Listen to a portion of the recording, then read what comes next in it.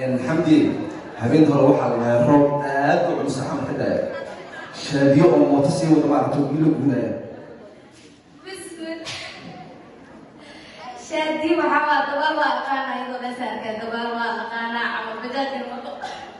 maxamed jaamaca taleex waxaa ku arka daadkiyo socdo maxamed jaamac suuqa ka aqoonsan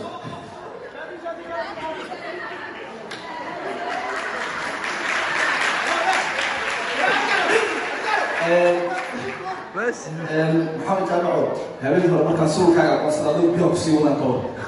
وانا سي بخاو قصنتا يا ما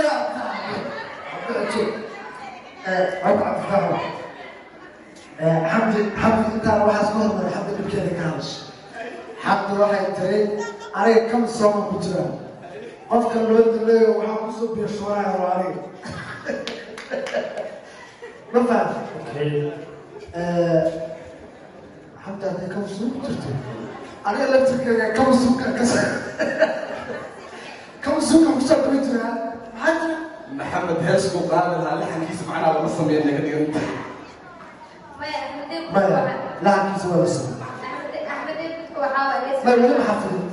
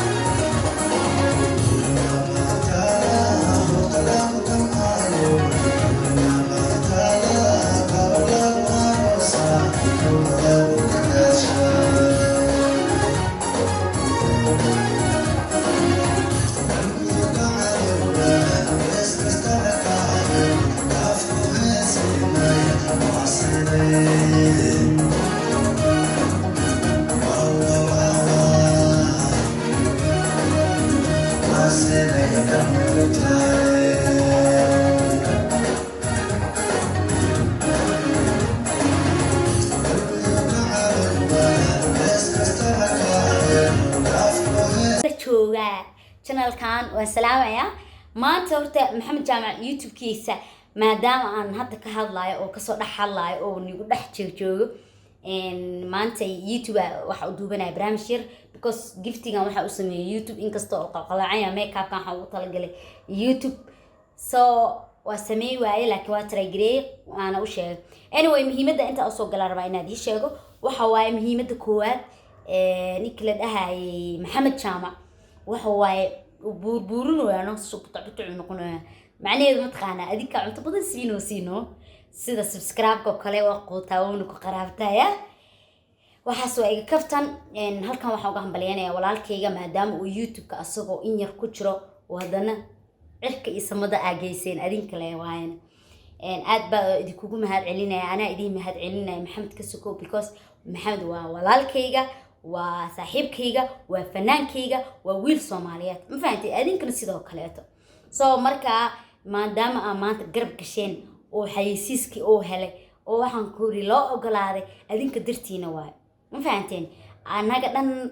intii qof oo youtuberana waxa adinka baa wax ku nahay ma fahanteen Soomaali afar xabo firdhis waay afarta xabo anagoo aan iskaashano waxa laga afartan inaan wada taajir noqonay oo dalka iyo dadka iyo maxaan ku raa dhulkaba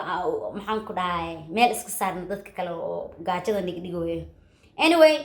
walaalkayga halkaan uga hambalyeynaya kun iyo koo jir waxaan leeyahay youtube-kaaga iyo adiga iyo asxaabtaadooda jira oo jooga weligiinana maaragtay xagga sare